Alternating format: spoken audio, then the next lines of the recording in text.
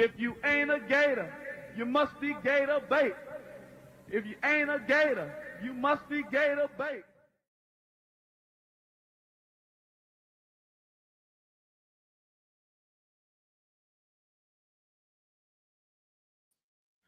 Welcome back and welcome in. Had a little oops right there on the intro.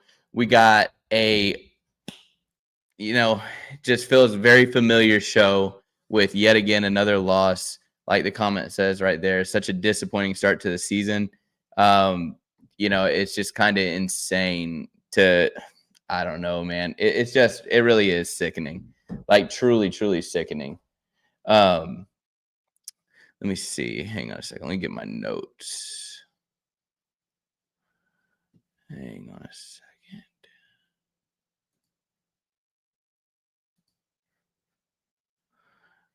Let me see. One second, y'all. I'm trying to get my notes pulled up, but something's going on with the stream right now. One second. One second. Sorry, y'all.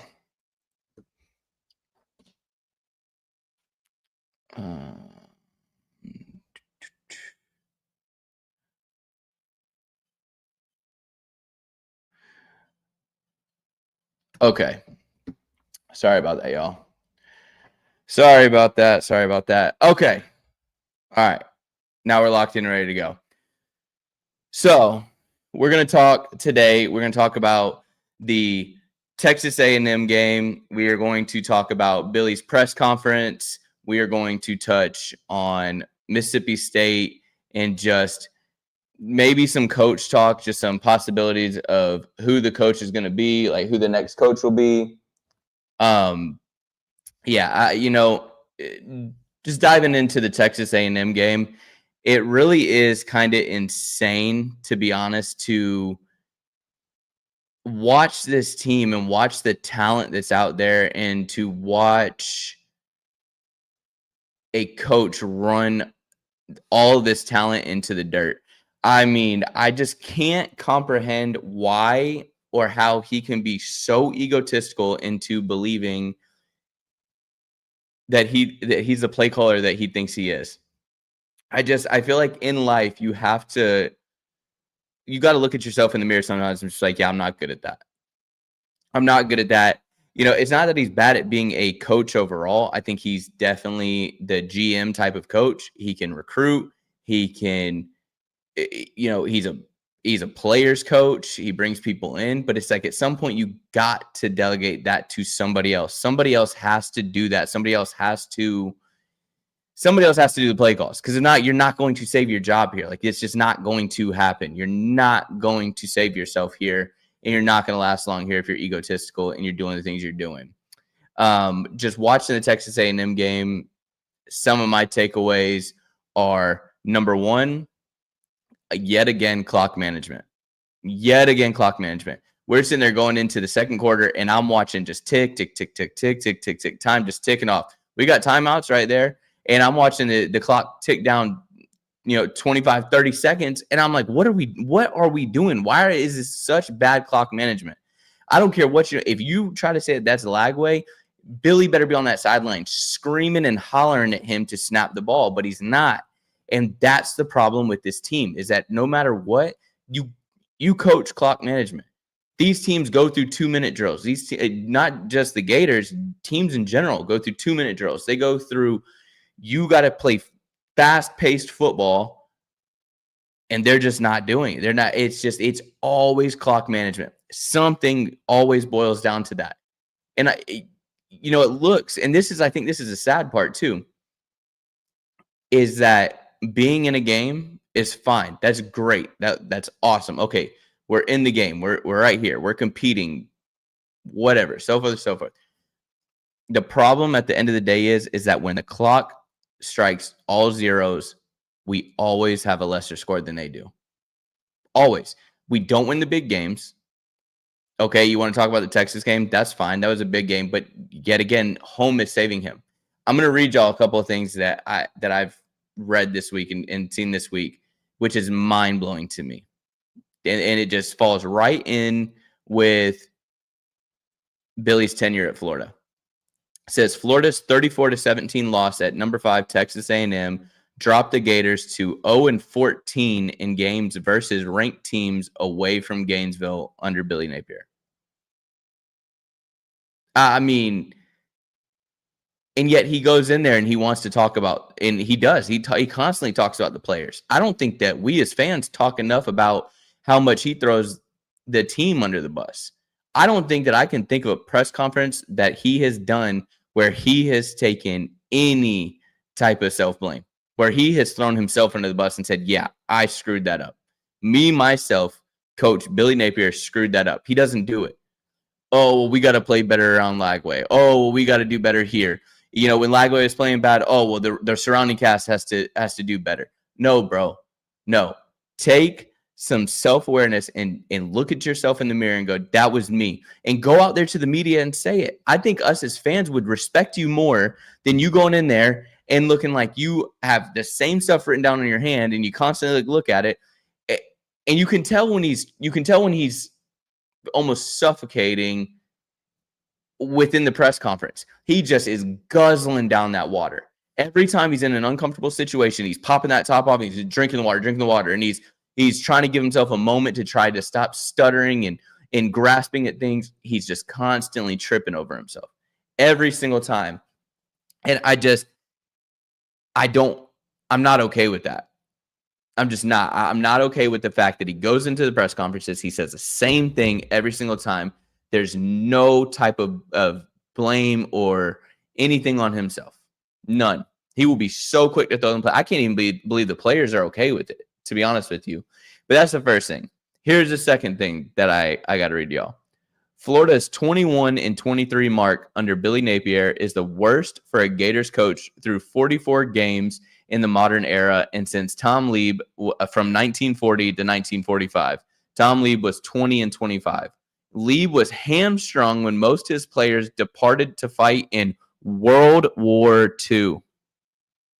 World War II is the last time that a coach had a worse record than what this is. What are we talking about?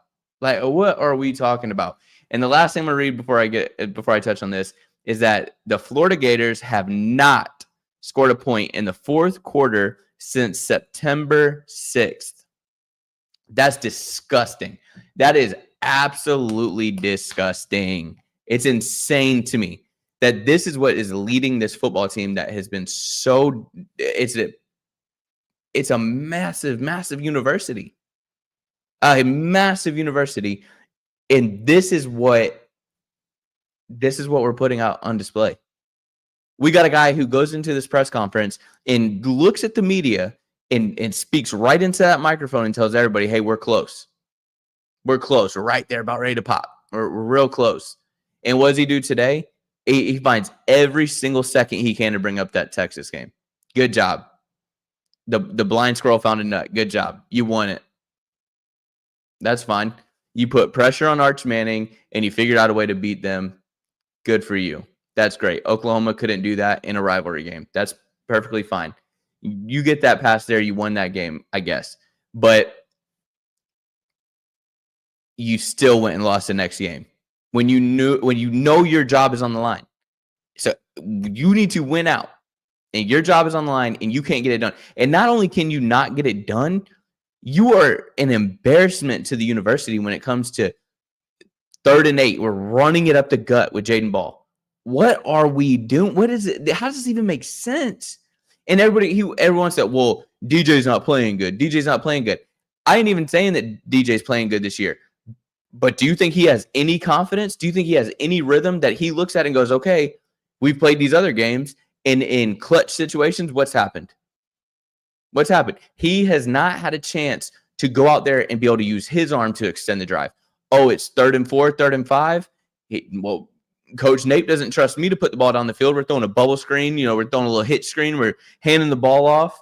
That's what's being run. So what's happening? Confidence is being killed every single time. And I don't care what anyone thinks, or I don't care if DJ throws it over their head. At least show me that you're going to have trust in, because the run's not happening. Another thing with the Texas A&M game, go back and watch it. How deep did those safeties play? It was legit like I was watching LSU all over again. All over again. Those safeties did not play deep the whole game. They played shallow that whole game. The whole entire game they played up because they knew that you could not. They don't trust that you're going to put the ball down the field. They know that you're not going to do that because they know that you don't have that in you. You do not have play calling in your bag. Yes, you are a pretty good recruiter. You're not an ace recruiter, but you're a pretty good recruiter. That's fine. You brought in 158 coaches. Cool. You thought you needed to build an army. But when it matters the most, no matter what you do, it does not matter. When it mattered the most is to call the plays on Saturday and to win games on Saturday, you can't do it. It's sickening to watch a defense of Texas A&M play up that far because they know you're not going to test them. They know you're not going to test them. You got Dallas Wilson, and you're not even taking a chance to go over the top. I mean, them boys are not going to one-on-one with him. It's just not going to happen. He is built different at that position. He is a test tube baby. I mean, he is a freak out there. At least try it. And if you don't trust DJ that much, and if he's that hurt with what you talked about in the press conference today, that the reason you can't go 4 and 5 wide with just receivers is because there's not enough personnel to block for DJ because he's limited with running. That's a you issue. That's a you issue that you're not putting Trammell in. And it's no knock against DJ.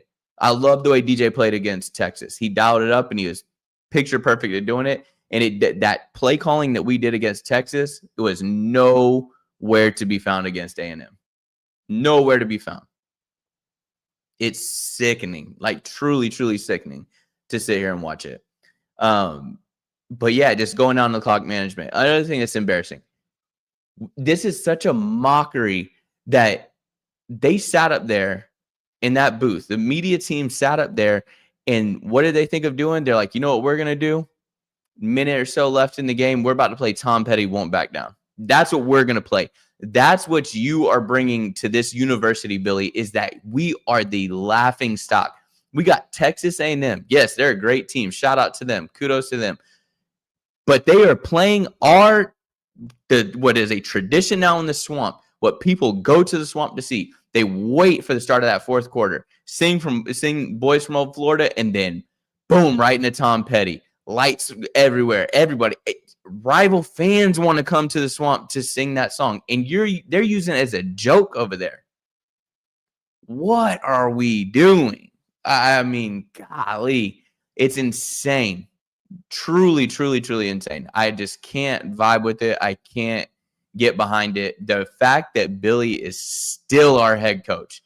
It is Monday night at 6:33, and Billy Napier is still employed by the University of Florida is a disgusting joke of a university. James Franklin had his team one game away from being in the national championship last year,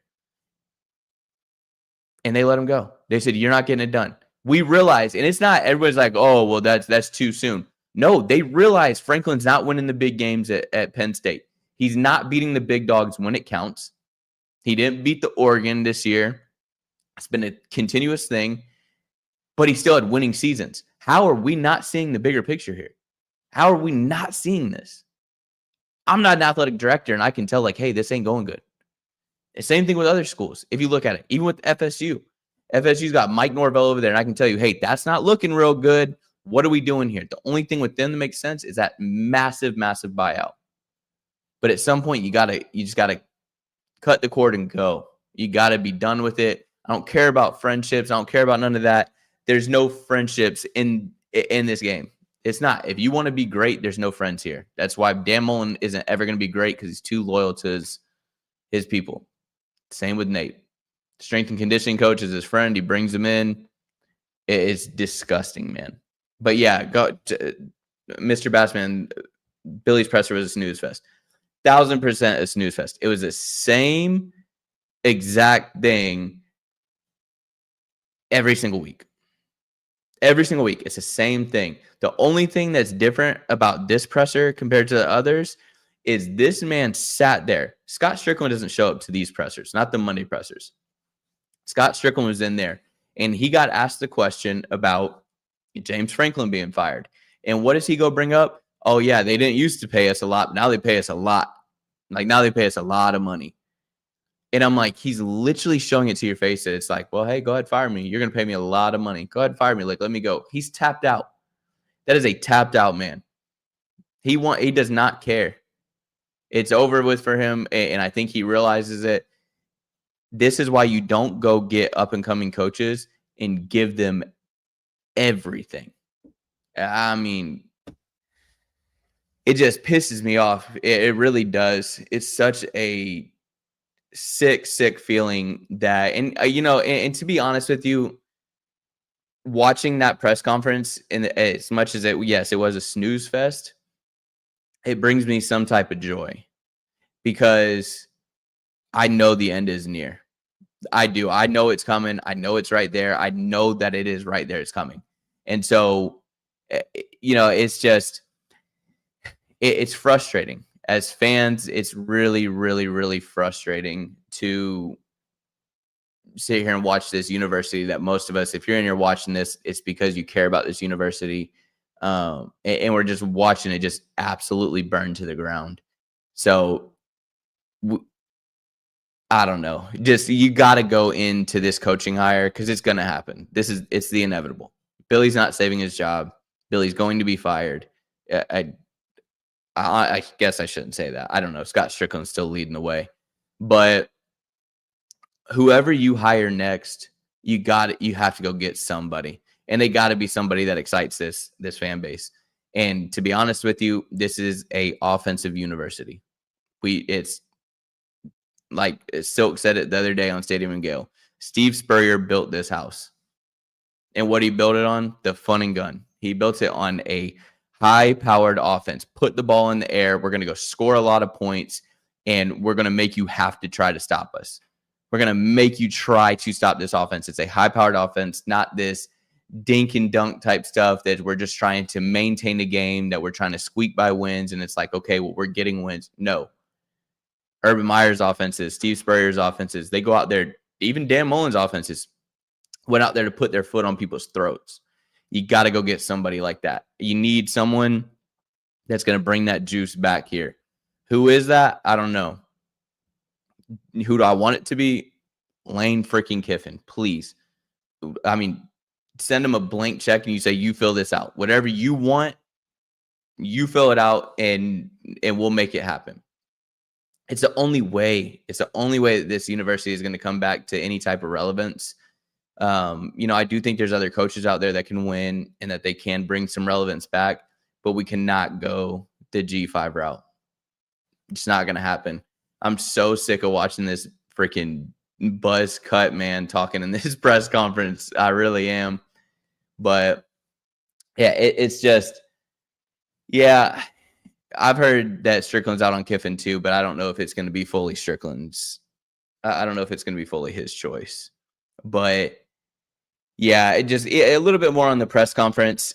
Just listening to him talk, I think you can tell a defeated man. I think you can tell someone who I think he's even tired of saying the same stuff every single week. But I think he knows the end is near. Some people just aren't built for this level. They just aren't, and he just so happens to be one of them. He's a great guy, great guy, but it's not great for this university. But anyways, diving a little, rewinding, going back into the Texas A&M game a little bit more. I think that we keep seeing from last week to now the Texas A&M game that Dallas Wilson is just the real deal.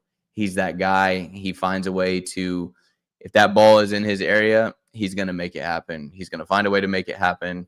He's going to continue to score. If you get in the red zone, I mean, good luck, especially if you're one-on-one with him. It's going to get put out there, and he's most likely going to come down with it. I think that's the biggest thing when it comes to this next coaching search is you got to be able to save him. You got to be able to save 8. Miles Graham on defense. I think Jaden Ball on offense. That there's some guys that you got to save out there, but that it's just that the team played good. I think that the defense, this was the first time I really can come on this on the live. after a game and say, man, the defense just did not play the defense that we have seen the past games. Now, with that being said, how long are you going to continue to put 110% effort and relentless effort into stopping the offense from scoring when you know that your own offense is not going to go down and score? You heard it right there. Not scored a point in the fourth quarter. Not a single point in the fourth quarter since September 6th. So everyone's like, well, the defense didn't play that great. Oh, well, the defense did it. Well, of course they're not going to play great. They know that, well, we got 3 plays to sit here and take a breather real quick, and then they're punting the ball, and we're right back out there. Right back out there. Jordan Castell goes and gets a pick. 4th down, go for it. What happens? Don't get it. So what's the point? There's no compensation for turnovers. There's no compensation for going out there and fighting as hard as you can to stop an offense. And to be honest with you, Marcel Reed is not good. He's not good. If we had the same defense that played against LSU and the same defense that played against Miami and the same defense that played against Texas, we stopped them from scoring as much as they did. But I just think that they've got to a point where they're like, we just don't care as much anymore. I think you got Miles Graham out there fighting his tail off to play as hard as he can. But I didn't see too much pressure on the quarterback, like we've seen. I just think that they've given up. Whenever that first drive, when they scored in 2 plays, I think it killed everything. And it's not like they went out there and boat raced us and beat us 60-10 or whatever.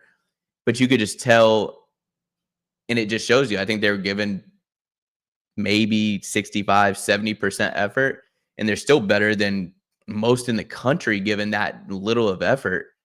But they just don't care as much anymore. They're worn out. They're physically tired. Why do you think our defense is suffering and getting hurt so much? Because they are on the field so much because we're not extending drives. We're not. Everyone's like, why are there so many people that are hurt? Aaron Gates, Caleb Banks. Why are these guys all hurt? I can tell you why they're hurt. Why is Dijon hurt? They're hurt because they're on the field so much. That's why they're getting hurt. If you're on the field more, you have a higher chance of getting hurt.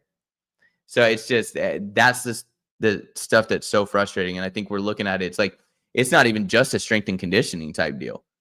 If you're constantly out there on the field, your percentage of getting hurt goes up. And so that's why it's just the writing's on the wall. There's no way that these players are going to continue to stay. If for some reason Billy makes it, to the Ole Miss range of the schedule, there's no way that these players are going to be bought in, especially if we take another loss or 2. There's no way they're going to stay bought in, or we're scoring as little as we are. It's just not going to happen. Shoot, at that point, our team may not even make it to the end. We might be on practice squad players. We might have to have, freaking Boogie Flan come out and play DB or something, because it's just getting so thin. Yeah, I know a little bit about the list, but it's the same people they said that they talked about on their show on Stadium and Gale the other night. And that's kind of what I'm about to get into with like the new coach possibilities. I think that there's going to be names that are tossed around. I think 95% of the fan base wants Lane Kiffin. And that's the thing. We're going to beat Mississippi State. We'll beat them, but that's neither here nor there. I think Billy's tenure is done. I mean, we're not beating Georgia. We have a chance of it, but maybe she should. She's the only one who seems to give a crap in the facility. But and it's funny because you got Brandon Spikes who's in the facility. And I'm like, how soft, and this isn't a knock against him, because you do get softer as you get older. Things happen. You age. You don't got the same mentality as when you're in college and trying to go crush somebody. But I'm like, how is he able to sit here and watch this? How is he able to sit here and watch this team play and watch this coach do what he's doing when he was a part of what he was a part of? Oh, I don't understand. But it's the fact of the matter is that when it comes to new coaches, you got to toss the checkbook at Lane. Make Lane tell you no. Whatever he wants, give it to him. I mean, put his face on the side of the private jet. I don't care. But when it comes to possible coaches, obviously Brent Key is going to be one to watch. I do not like that name, but I know that, he's got a relationship with either one or multiple of the board of trustees. Um, he's just one to watch. It sucks to say that. I do not want Brent Key. I don't think that his offensive coordinator will be coming with him. I think his OC would stay at Georgia Tech, but he's one I don't want. Eli Drinkwitz, he's another one that's a possibility because Scott Strickland loves him. I think that this next hire, the big one that was talked about on Stadium and Gale last night was Marcus Freeman from Notre Dame. He's one that last night, as soon as I heard the name, I was like, absolutely not. Absolutely not. He just feels like another Billy Napier to me, other than the fact that he made it to the national championship. He feels like the type that if it gets rough, he's still not willing to change. Not willing to change at all. I don't think that he would. I don't know if he would be willing to switch up. With that being said, that's how I felt at the beginning of hearing that. Then the more they talked about it, the more they brought things up, and the more I listened to what they had to say, the more that I kind of bought into the idea of it. He's kind of handcuffed up there at Notre Dame as to what he can do. And if you look at that, that's not even any knowledge of anything that anyone from Notre Dame has told anyone, or that even David even got from Marcus Freeman. It's just a few different things. It's a super, super Catholic school. That's number one. Number two, it gets freezing cold up there. So you think a lot of these Florida boys are going to want to go up to Notre Dame and play? Absolutely not. And to be honest, it's just like the BYU. They kind of tell you, well, you can recruit those guys, but you can't recruit these guys. They're like, well, we gotta uphold our image. We gotta do that. No, bro, like it's stupid.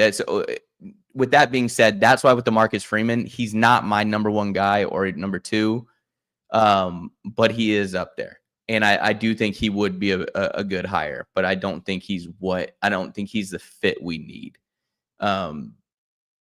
Kenny Dillingham, he's another one who I do think he would be a fit. I think he's got kind of that, that rough and tough mentality. He's got that swagger to him. He likes to talk a little mess. I'd be fine with him. I have said this is the one that I'm kind of torn on. Fran Brown. I love Fran Brown.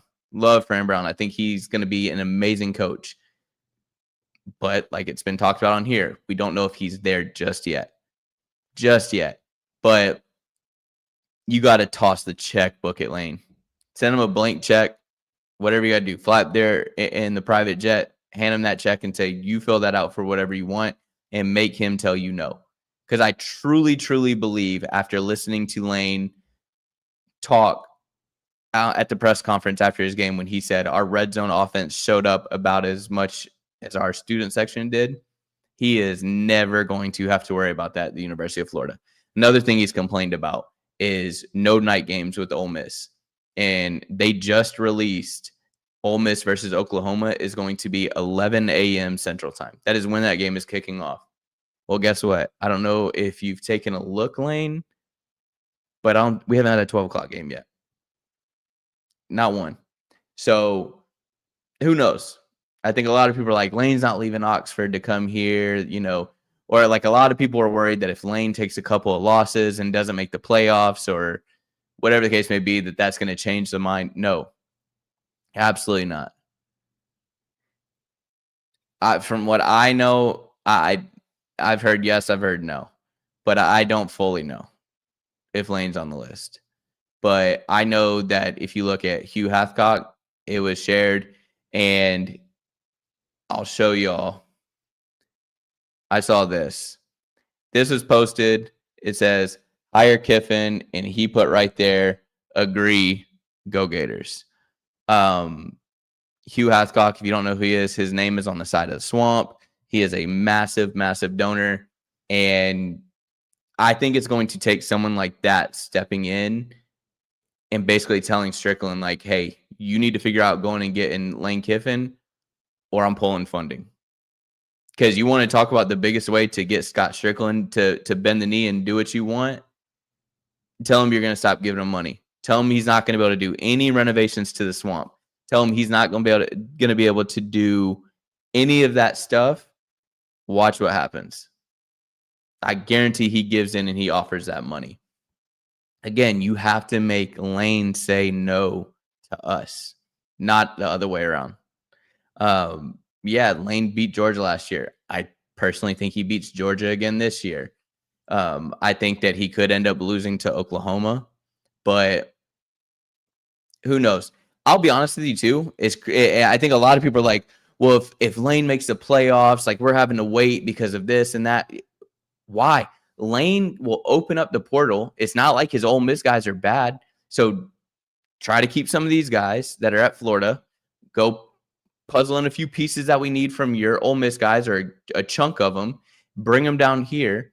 Yeah, you may fall back in recruiting a bit, but I just guess I can't understand why if we have a chance to get Lane, even if Lane makes the national championship and loses the natty and decides then, okay, I'm going to go to Florida. I'm going to leave Ole Miss. I'm going to go to Florida.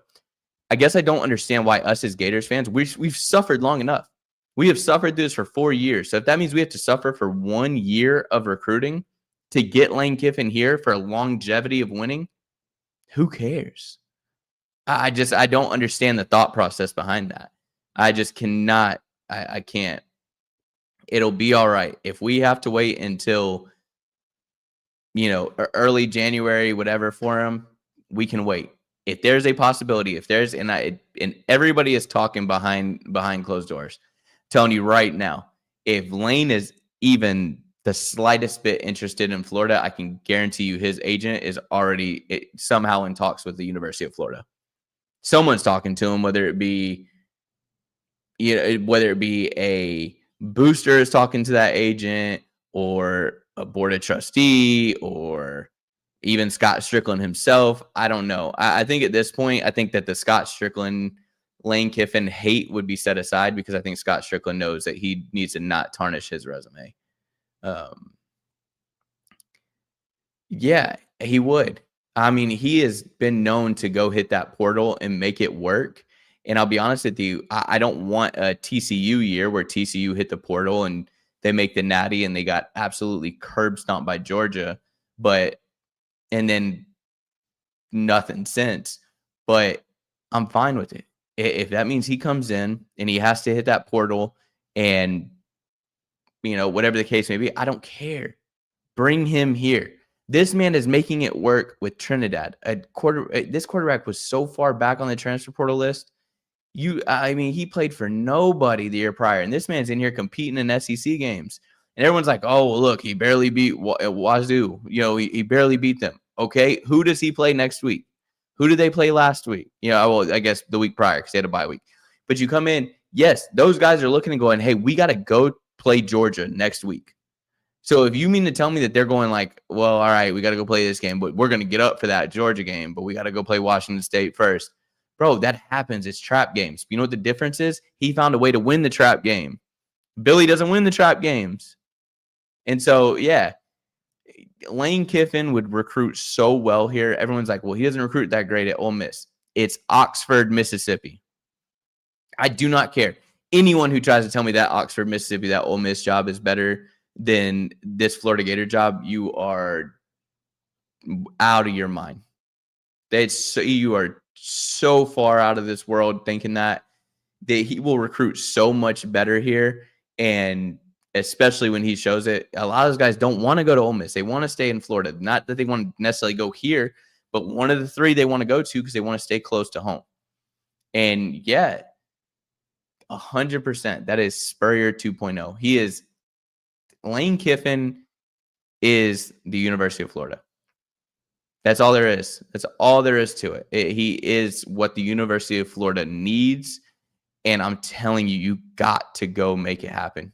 You have to go throw everything at him. Whatever he wants. I mean, and I've said this before and I'll say it again. no matter what, the coaching market is going to reset. It's just like players in the NFL. When you have a quarterback that gets paid some crazy amount of money, they reset the market. So then the next quarterback that's going to get paid, you think that he's going, I mean, I'm talking about a top tier quarterback that's about to get a massive extension. You think he's going to go, oh, well, Justin Herbert just got paid X amount of dollars. So yeah, I'll take 2 million less than him. No, I believe I'm better than him. I believe that I'm the future of this franchise. Pay me more. Same thing with the coaching market. Eventually, if you go try to cheap out and try to skip out on what you're paying, you are going to eventually have to pay that. So you're just going to waste money here. You may as well pay that money. You may as well spend that money and go get somebody that you know is proven in the SEC. You know that your university is going to recruit better than Oxford, than Ole Miss. You know it's going to happen. And so, yeah, that's what I was just talking about. Is that I thought you ain't got to worry about that at Florida. We're dealing with Billy Napier right now, and our fans are showing up. They're giving us primetime games, and we got Vanilla Billy at the helm.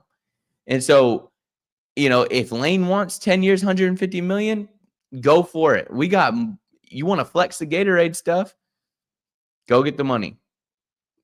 Spend that Gatorade money. Go ahead. But yeah, nobody has ever said I'm going to Mississippi for vacation, except my grandparents going to Biloxi, Mississippi. But that's just because I like to gamble. But anyways, they other than that, it's like no one. Lane likes to fish. Lane he likes the beach. Like he said this in press conferences. You can make it happen. And yeah, wondering if Lane likes DJ, I'll be 100% honest with you here. I'm going to be 1,000% honest with you. If Lane Kiffin coming to UF means that DJ is not going to be at UF, we all should be okay with that. It's just being honest. Because there's quarterbacks out there, and it's shown that Lane can make. We have DJ Lagway, and yet Lane has got a quarterback that before Trinidad got hot, no one knew who he was. Nobody knew who he was at all. So in all reality, I don't care. If Billy going and Lane coming in means that DJ is gone, I do not care. But yes, I do believe that if DJ Lagway stays and Lane Kiffin comes, that is going to be a nasty, nasty duo. Crazy duo right there. But I also think that Will Griffin that's coming in, I think he is a perfect. And that's a guy who is coming to the University of Florida because he loves the University of Florida. I believe that Will Griffin at quarterback will stay committed to the University of Florida no matter who. And I might be wrong on this. We might come back to this after Billy gets fired. But I think no matter who the coach is, as long as they still want him, I think he will still be at the University of Florida. And him and Lane Kiffin would feed families in Florida. Feed families. Same with him and DJ. Same with him and Trammell. I mean, this is a roster that you walk into, and I mean, if you can keep it intact, if you can keep 80% of this intact, especially on that offensive side, numbers, I'm telling you, it's going to do crazy numbers. And yeah, I think he'd bring him. I think he might even bring Austin Simmons. I'm just being honest here. Like, I think that there's certain guys that he can bring. And then if he does keep Dallas Wilson, Vernell Brown, Jaden Ball, I think if he keeps those, Aiden Mizell, could you imagine Aiden Mizell in a Lane Kiffin offense? Numbers. Crazy. Yeah, I mean, it's insane, man. You got to do it. You got to do it. You got to go toss it all at him. But yeah, I mean, I think that looking at this Mississippi State game, I'll be 100% honest with you. I think we blow them out. I do. I know I said that about like the Texas A&M stuff, and that was just me, riding the wave, trying to hype it. But I do think this Mississippi State team is bad. I hate to say this. I will never, never, never, ever pull against the Florida Gators. But if it's a win-win this weekend. I've been very big on like we live in moments here. Like I'm living in moments. So the Texas game, it was cool. I was there, got to witness a win in person. As much as I was like, dang, if we lose this, Billy's gone. But we win, cool. Like got to be there in person, see this win. Same thing with the Mississippi State game. I will never pull against the orange and blue. It's just not in me. I do not care. Can't do it. But if we lose, cool. I will bet that if we lose, that Billy's gone by midnight. By midnight on Saturday, he'll be gone. But if we win, cool. Who knows what happens after that? But I want to see change, man. I think there's a big thing when it comes to coaches, when it comes to coaches bonding around each other, and I think that Todd Golden and Elaine, I think that they would get along. I think that Todd Golden and a Dillingham would get along. I think that Todd Golden and Kurt Signetti would get along. I think those are guys that they click and they kind of create this like atmosphere that's on campus that you saw it in the 08 Gators. You had the basketball team get along with the football team and vice versa, and everybody's hanging out, everybody's getting along. You got to go do that. Yeah, and quick shout out right here. Go listen. Slightly Decent Pod. This is Vern's pod. Go sub real quick if you're not, or wait till this is over. It's almost done and go sub. We will be live on Thursday. Time will be announced soon. And yeah, I don't know if I'm at 500 subs as we speak, but if not, hit that sub button for me. Hit that like button. Let's run that up real quick. But yeah, I think it's pretty obvious. You can't, and I think that Scott knows this. I know that we talk a lot about like, oh, Scott doesn't care about football at the University of Florida. Scott's an idiot. Scott's this. Scott Strickland got to that position, and now I get it. Billy got to that position, but there's more to it than what. There's more to it than what. I don't know. There's just more to it than what Billy has. Billy has to go out there and perform. Billy has to go out there and coach. He's put that on himself. He has taken over that offensive playbook. He has to go out there and perform. As for Scott Strickland, I think that he knows. He gets it. And I'll be honest with you, I think the whole like, oh, well, they don't get along. I guarantee you that Scott and Todd Golden do not get along. I will guarantee you that them boys are not hanging out on a Thursday night, just kicking back at one of the other's house or kicking back in each other's office. There's no way that Scott Strickland and Todd Golden get along.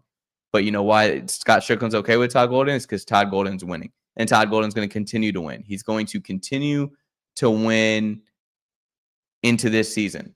And I think that that's fine. Basketball is great. We all love basketball. We love basketball, especially right now because we're national champs. But at the end of the day, the Florida Gators are a football school. We're an everything school, but we're primarily a football school. You got to go get it done. You can't miss. Go pay them an outrageous amount of money. I do not care. Make him the highest paid coach. That's fine. I know it sounds crazy to say that, but you got to do something to sway him here. But yeah, at this point, it's just beating a dead horse. It's frustrating as fans. It's crazy, starting this podcast before the season started, going into it. I mean, you can go back and watch, even when this was called Stand Up and Holler for a couple of episodes before it switched to If You Ain't a Gator. I was so hyped and I was so bought back into this team and so bought back into even Billy, the way he ended the season and the progress he showed with Lagway. Another point that frustrates me before I get off here is everyone's like, excuse me, sorry, that, well, look at what he's got here. Dallas Wilson's a freshman. Vernell Brown's a freshman. Lagway's a sophomore. Why in his fourth year are we relying on, why is it that we're relying on freshmen? If it's year 4, why does he not have juniors out there that are leading the way? I just don't understand it. I cannot comprehend it. Everyone's like, well, wait till he gets his guys. Wait till he does this. Wait till he does this. At this point in his career, he should have juniors out there. Why are we being led on offense by 2 true freshmen? And I get it. They're like, oh, well, Jay Michael's going to be a mentor. Jay Michael's going to help here. No, that's not the case. We're being led by 2 true freshmen. That is who is hyped this whole season. And then, yeah, you got Ball back there, but Ball only gets to touch the ball whenever Billy decides to let him. And we got a sophomore quarterback who, again, we put all of our eggs into this basket of DJ Lagway because we called him a generational talent, because we called him this and that. And yet he gets hurt, and now he's one-dimensional. And what now? So it's the same thing. It's like, yeah, Dallas Wilson has made a difference on the offense. We see that. It's very obvious that Dallas Wilson has made a difference on the offense. But guess what? In today's day and age, second the season ends, Dallas Wilson can be on the first airplane out to Eugene, Oregon. Or he can be on the first trip up to freaking Ohio or down to Miami. Like, he can get out of here. So we're putting all our eggs into a basket of someone who's like relying on just like a couple of players. Like, oh, the possibility of this guy.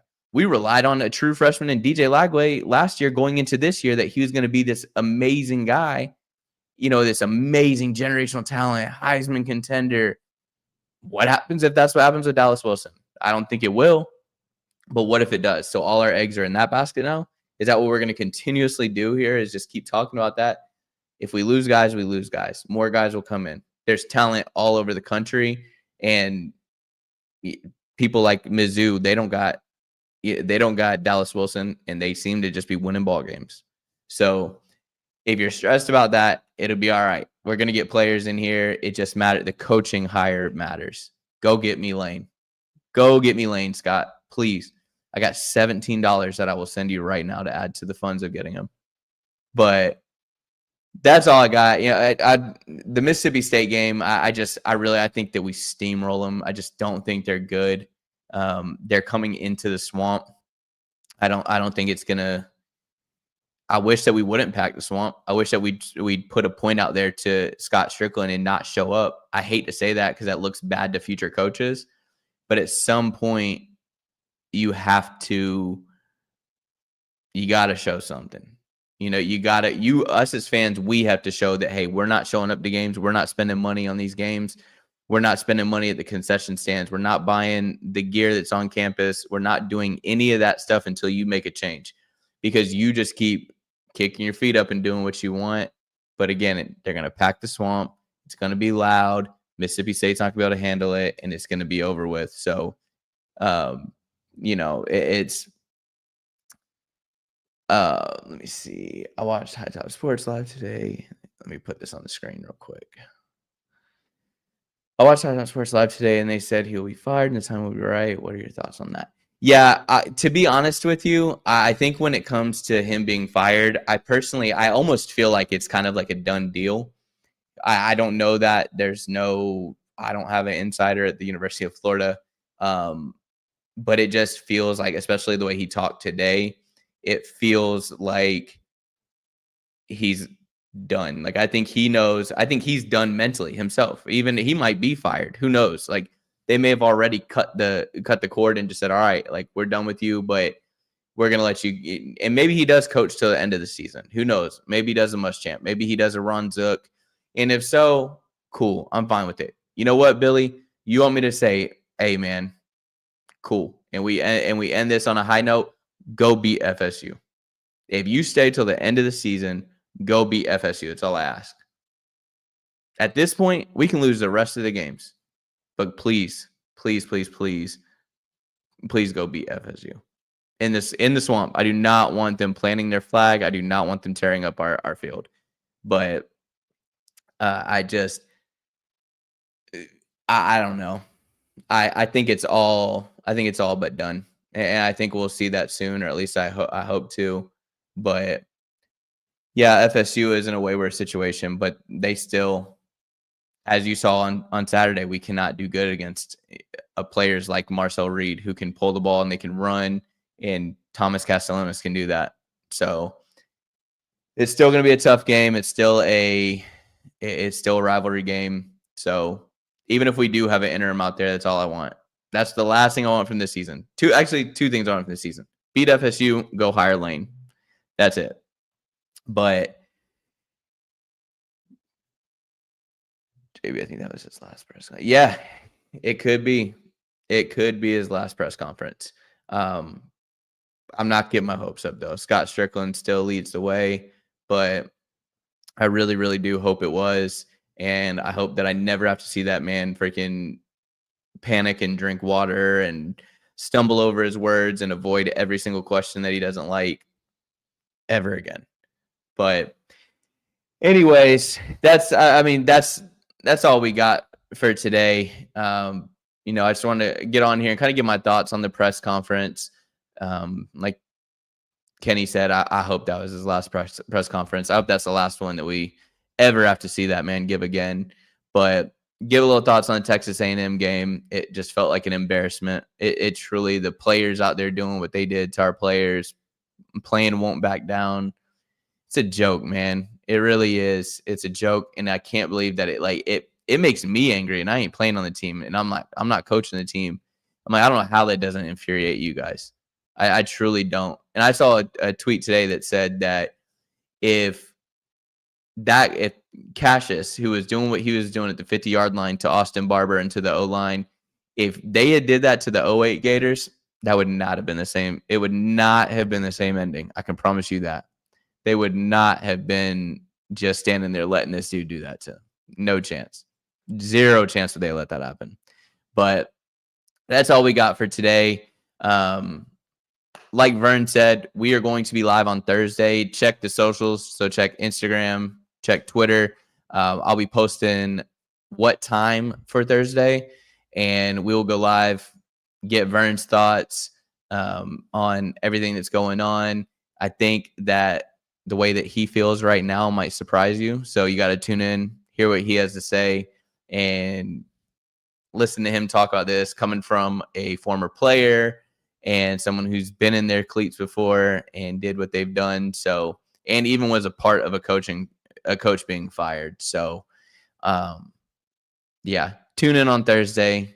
Vern always has good insights, and it's always, y'all know how it is. We always have a great show when it's the two of us. So tune in. Like I said, check the socials all the time out there. Cop some merch. That's all we got today. As always, it's always and always will be Go Gators. Yeah, see, you guys keep commenting and keep ADHDing me. He did brag about his payout. That was the thing that I talked about a little earlier. It made me so mad. It seemed like he was making a mockery of everybody. But yeah, anyway, so that's all I got for you guys today.